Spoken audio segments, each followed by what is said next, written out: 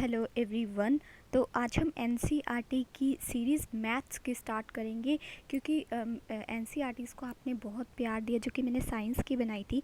तो क्योंकि मुझे ऐसा लगता है कि मैथ्स की भी आपको काफ़ी इम्पॉर्टेंट रोल प्ले करेगी आपकी स्टडीज़ के लिए, तो इसीलिए मैथ्स की एनसीईआरटी स्टार्ट करने जा रही हैं।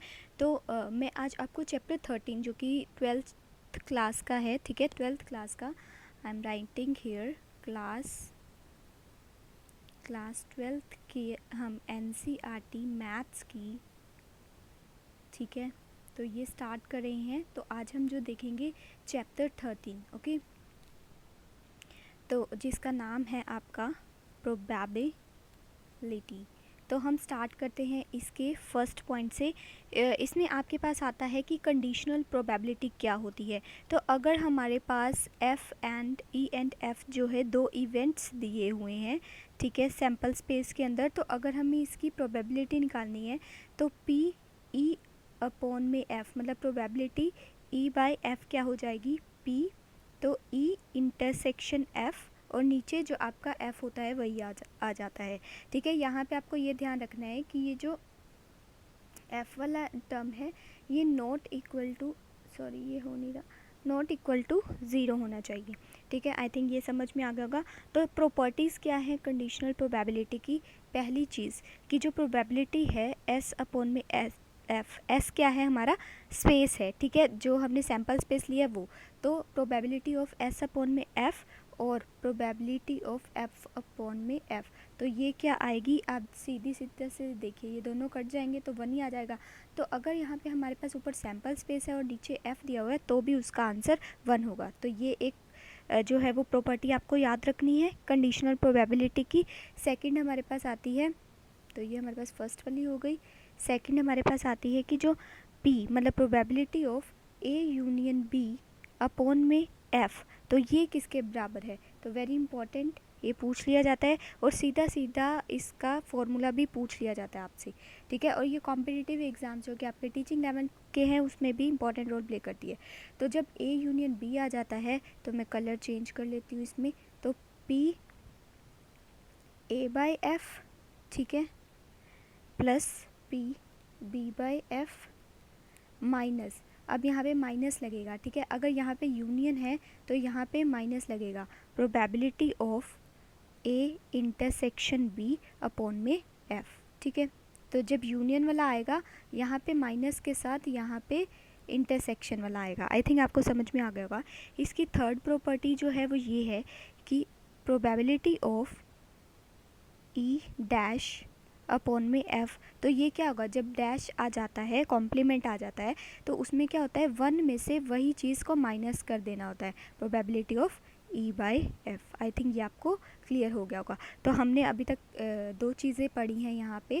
पहला कि जब हमारे पास ई एंड एफ दो इवेंट दिए हुए हैं तो probability of E by F क्या होता है, प्रोबेबिलिटी ऑफ ई इंटरसेक्शन, यहाँ पे इंटरसेक्शन आएगा याद रखना, एंड नीचे पी अपॉन में एफ आता है जहाँ पे ये जो नीचे वाला होता है नॉन इक्वल टू ज़ीरो होता है। अब प्रॉपर्टीज़ की बात करें तो प्रोबेबिलिटी ऑफ जो ऊपर सैम्पल स्पेस अपॉन में एफ आए और वो इक्वल होता है प्रोबेबिलिटी ऑफ एफ अपॉन में एफ, तो इक्वल होता है 1 के।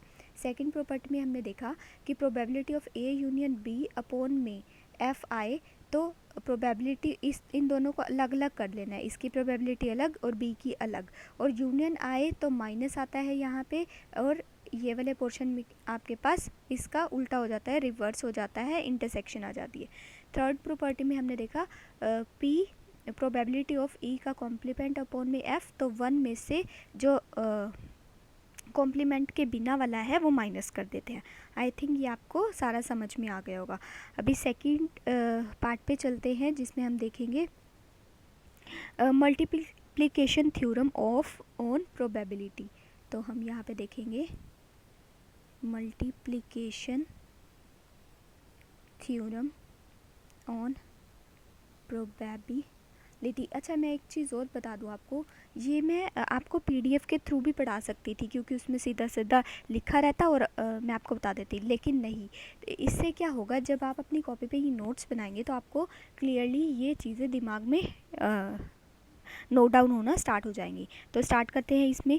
तो अगर probability of E intersection F है तो इसका क्या होगा, प्रोबेबिलिटी ई, ठीक है, पहले हमने ई लिखना है एंड देन इस प्रोबेबिलिटी एफ बाई ई, ठीक है, जहाँ पे ये जो पी ऑफ ई है ये नॉन इक्वल टू 0 होगा। तो ये चीज़ आपको ध्यान रखनी है। यहाँ पे हमारे पास क्या आया, इंटरसेक्शन आया, तो प्रोबेबिलिटी ऑफ ई और probability of F by E, तो ये यहाँ से ये ऐसे डायरेक्ट काट नहीं देना आपने, ठीक है।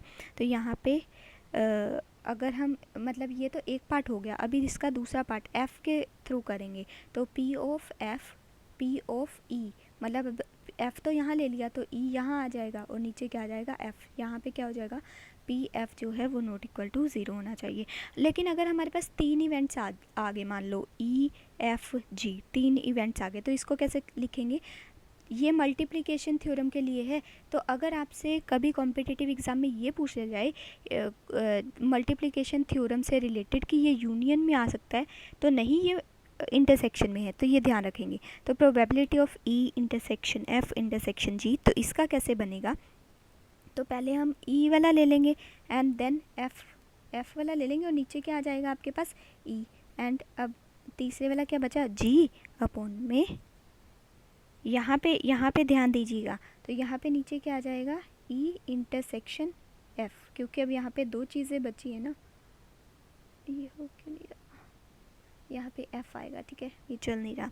तो ये चीज़ आप ध्यान रखेंगे, इस चीज़ को भी ध्यान रखेंगे क्योंकि ये भी पूछा जा सकता है आपके कॉम्पिटिटिव एग्ज़ाम्स के अंदर। तो ये दोनों के लिए बेनिफिशियल है जो 12th कर रहे हैं एज वेल एज़ जो कॉम्पिटिटिव एग्ज़ाम्स की तैयारी कर रहे हैं। तो ये आपके पास ये है, समझ आ गया होगा आपको। एंड अब हम आगे चलते हैं जिसमें हम देखेंगे कि इंडिपेंडेंट इवेंट्स क्या होते हैं, ठीक है, इंडिपेंडेंट इवेंट्स। अच्छा, आप मुझे प्लीज़ कमेंट सेक्शन में बताइएगा कि अगर आपको पीडीएफ के थ्रू पढ़ना है तो मैं उसके थ्रू भी पढ़ा सकती हूँ। अगर आपको ये वाला मेथड अच्छा लग रहा है तो इसी से चलेंगे। तो इसमें हमारे पास 3 कंडीशंस हैं। तो इंडिपेंडेंट इवेंट्स के लिए तो P of probability of F upon में ई इक्वल होगा प्रोबेबिलिटी ऑफ एफ, ये हमने पहले देख लिया है। यहाँ पे जो पी ऑफ ई होगा वो नॉट इक्वल टू 0 होगा, नॉट इक्वल टू 0 होगा। दूसरा प्रोबेबिलिटी ऑफ ई अपॉन में एफ, मतलब उल्टा अगर हम देखें तो ये प्रोबेबिलिटी ऑफ ई होगा जहाँ पे P of F not equal to 0 होगा। एंड जब हम बात करते हैं मल्टीप्लिकेशन थ्योरी की तो उसमें हमारे पास क्या आता है, इंटरसेक्शन आती है ना। तो अगर हम ये लें तो यहाँ पे इंडिपेंडेंट में आपके पास ये बनेगा। लेकिन जब हमने मल्टीप्लिकेशन थ्योरी की थी तब क्या आता था, यहाँ पे नीचे प्रोबेबिलिटी ऑफ ई आती थी, याद रखिए, बट यहाँ पे नहीं आएगी, ठीक है। ये वाली चीज़ इंडिपेंडेंट के केस में ये आएगा, सिर्फ ये चीज़ जो नीचे वाली चीज़ है ना, ये नहीं आएगी, ठीक है, जो कि हमने मल्टीप्लिकेशन थ्योरी में पढ़ी थी। देखो, ये मल्टीप्लिकेशन थ्योरम में हमने क्या पढ़ा था कि इसके नीचे ये वाली चीज़ लगती है। लेकिन जब हम इंडिपेंडेंट की बात करते हैं मल्टीप्लिकेशन थ्योरम के साथ, तब आपके पास ये नीचे वाला पोर्शन नहीं आएगा। ये चीज़ का आप ध्यान रखेंगे, ठीक है। उसके बाद थोड़ा सा आगे देख लेते हैं। तो P of A intersection B, अगर मान लीजिए ये है तो इसका क्या हो जाएगा, P of A P of B, ठीक है, क्योंकि ये म्यूचुअली इंडिपेंडेंट है, ठीक है। एंड अगर A इंटरसेक्शन C होगा तो अगेन वही P of A P of C, B and C होगा तो B एंड C आ जाएगा। अगर मान लीजिए 3 हो गए, ये 1 मिनट आगे ही ले लेते हैं। तो अगर मान लीजिए यहाँ पे P A intersection B intersection C हो गया तो यहाँ पे P of A P of B and P of C, ये किसकी बात चल रही है, जब इंडिपेंडेंट केस हमारे पास आएगा एंड साथ ही साथ में हम मल्टीप्लिकेशन थ्योरम लगाएंगे प्रोबेबिलिटी के ऊपर, जिसको हम बोलते हैं म्यूचुअली इंडिपेंडेंट। तो उसमें सीधा सीधा ये लगता है, ये याद रखिएगा। Partition of the sample space की अगर हम बात करें, ये नेक्स्ट है। तो इसमें क्या आता है, अगर E1 E2 En अगर partition of the sample space है तो इफ़ I, मतलब ये I आपका वही चलेगा, I एंड J 1 2 से लेके एन तक चलेंगे, तो इनकी जो इंटरसेक्शन है, मतलब आई एंड जे दो हमने ले लिए, तो इनकी इंटरसेक्शन जो है ना वो फाई होगी, जहाँ पे आपका आई जे के इक्वल नहीं होगा, ठीक है, लेकिन आई और जे 1 से लेके चलेंगे एन तक।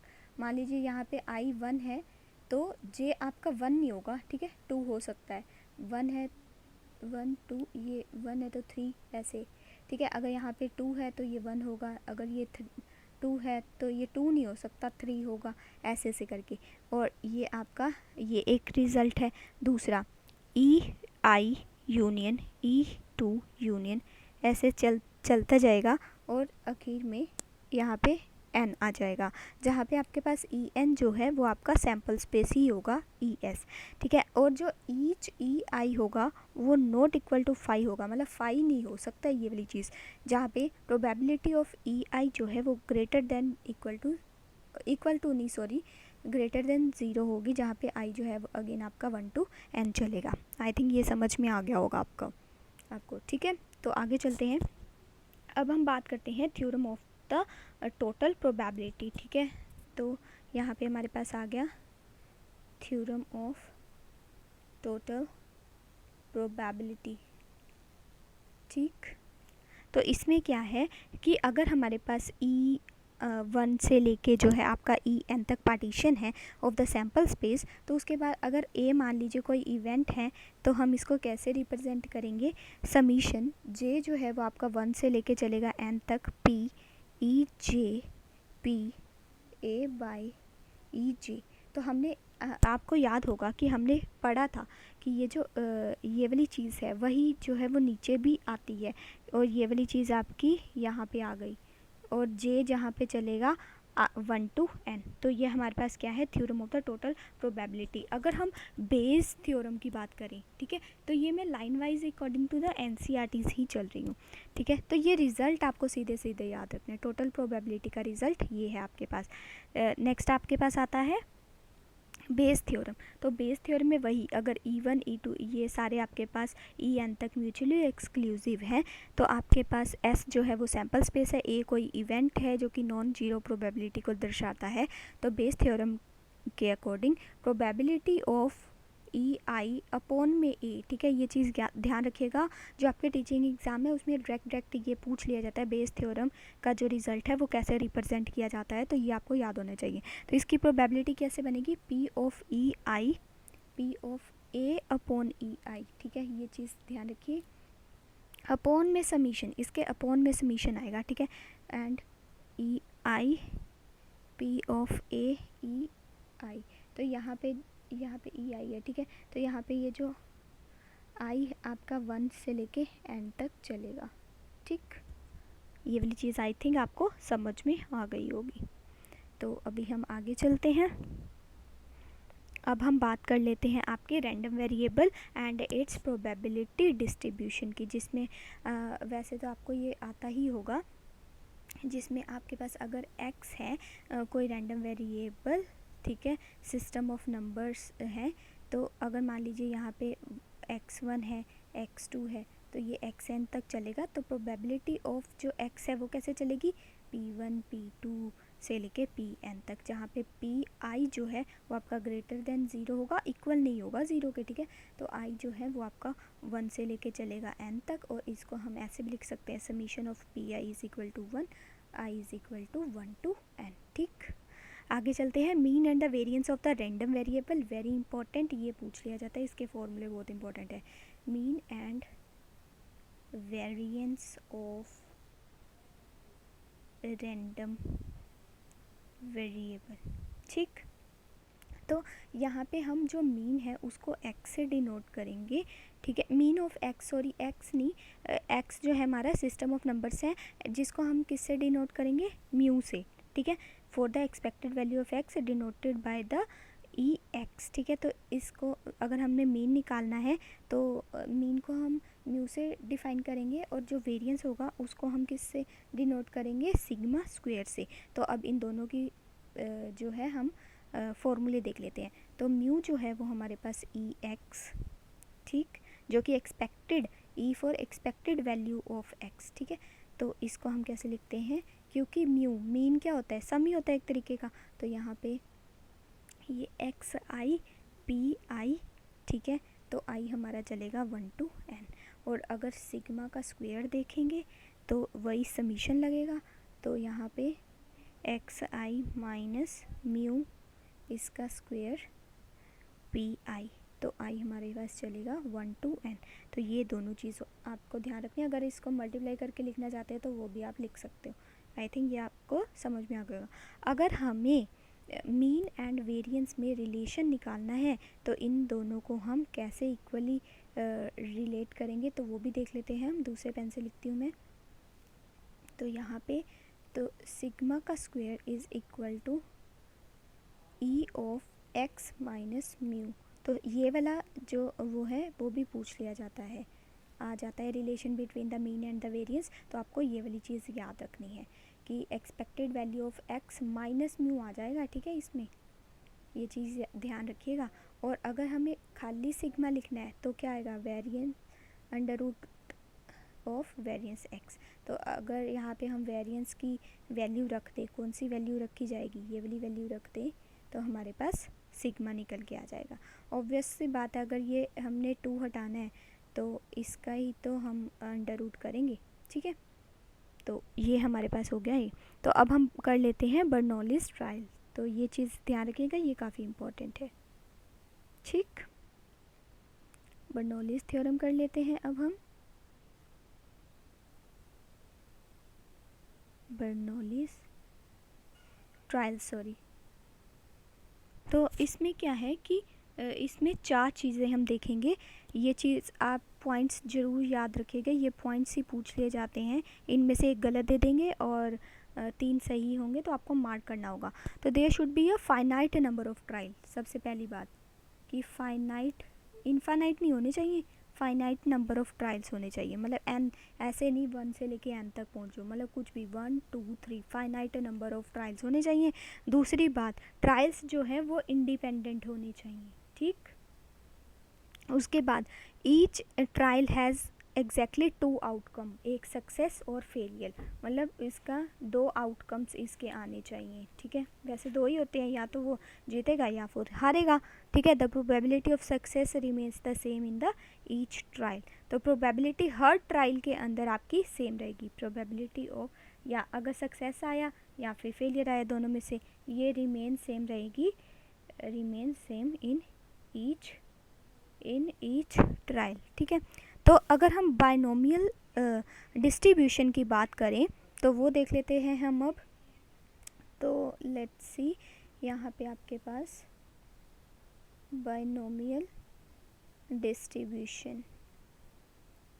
तो यहाँ पे बाइनोमियल डिस्ट्रीब्यूशन में हम कैसे लिखेंगे इसको, probability of X is equal to R. तो यहाँ पे एन सी आर पी की R Q N minus R. जैसे आपने बाइनोमियल डिस्ट्रीब्यूशन बाइनोमियल वाले चैप्टर में पढ़ा है ना, बस वही वाला फॉर्मूला, और आगे क्या लग जाएगा आपके पास, पी फॉर प्रोबेबिलिटी, ठीक है। तो यहाँ पे आपके पास जो क्यू होगा ना, ये ध्यान से देखिएगा, 1 माइनस पी होगा, एंड आर जो होगा वो आपके पास 0 से लेके एन तक होगा।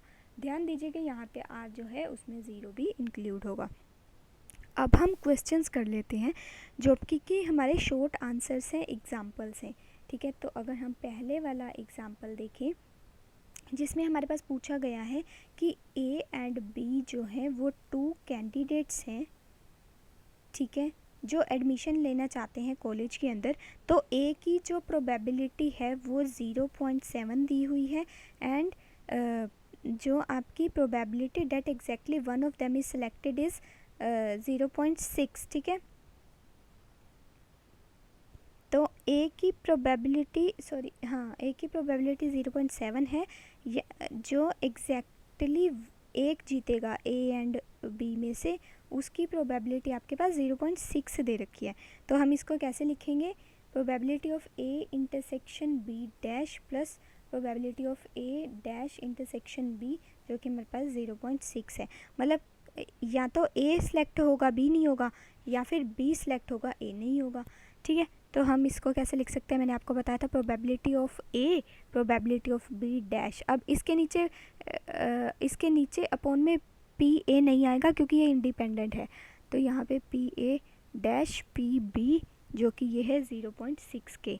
अब पी ए यहाँ से लीजिए 0.7, यहाँ से पी बी डैश, तो ये पी बी डैश आपके पास पता है क्या, 1 माइनस पी,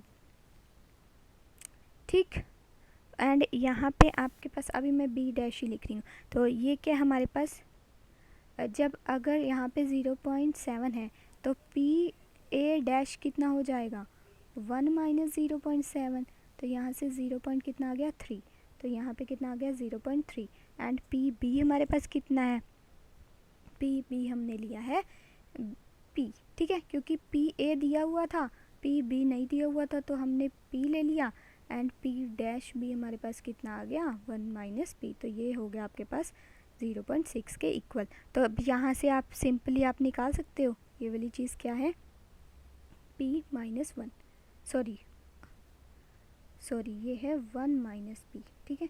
तो इस यहाँ से आप p की वैल्यू निकाल लीजिए, तो p की वैल्यू आपके पास आएगी 0.25। तो यहाँ पे ये आपका क्वेश्चन जो है वो सोल्व हो गया। काफ़ी इंपॉर्टेंट क्वेश्चन है ये, इसको मार्क कर लीजिए, ठीक। अभी आगे चलते हैं हम 11th क्वेश्चन, 11th पेज है हमारे पास, क्वेश्चन हमारा सेकंड है, ठीक है। तो ये देख लेते हैं। तो यहाँ पे प्रोबेबिलिटी दी हुई simultaneously occurrence of at least one of the two events, जो कि ए है एंड पी की प्रोबेबिलिटी दी हुई है पी।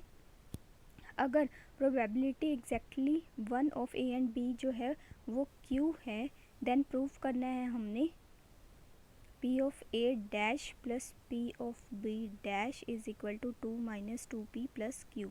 तो ये हमने प्रूव करके दिखाना है। तो अब एक चीज़ ध्यान रखिए कि हमारे पास ये दिया हुआ है p ऑफ एग्जैक्टली, मतलब एक निकालना है a एंड b में से। तो यहाँ पे आप नोट कीजिए probability of a union b minus probability of a intersection b जो है ये हमारे पास क्यों दिया हुआ है। ये चीज़ अगर आपने मतलब ध्यान रख ली कि कैसे बनाना है, तो आप यहाँ तक इजीली पहुँच पाएंगे। वो कैसे, वो मैं आपको बताती हूँ।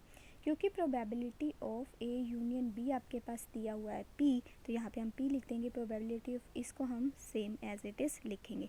तो यहाँ से हम अगर ये वाली चीज़ को उधर ले जाएं तो यहाँ पे p माइनस क्यू आ जाएगा। अगर हम इसको मतलब कॉम्प्लीमेंट में लिखें तो ये लिख सकते हैं, जब हम कॉम्प्लीमेंट में लिखते हैं तो ये साइन जो है वो रिवर्स हो जाता है। तो यहाँ पे आप यहाँ पे ये लिख सकते हैं। अगर हम यहाँ पे p of a union b को ठीक है अलग करें तो आपके पास ये आ जाएगा। एंड अगर हम इसकी वैल्यू को खोलें तो p of a plus a union p of b union minus p of a inter, जब यहाँ पे यूनियन है तो मैंने आपको बताया था माइनस साइन के साथ इंटरसेक्शन लग जाता है, तो ये चीज़ आ गई, ठीक है। एंड इसको अब मैं यहाँ लिख 1 माइनस पी प्लस क्यू, ठीक है। तो यहाँ पे अब मैं हम कहाँ पे थे, हाँ जी। तो p of a dash plus p of b dash minus p a intersection b intersection 1 minus p plus q पे थे।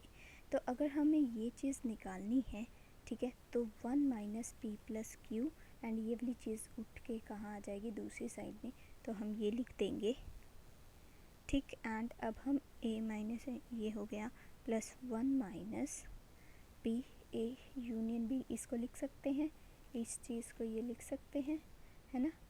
ये अपॉन में नहीं है, ठीक है, वैसे ही लिखा है। उसके बाद 1 minus P plus Q plus, अब इस चीज़ को, ये वाली चीज़ क्या दी हुई है हमारे पास p, तो 1 माइनस पी लिख सकते हैं।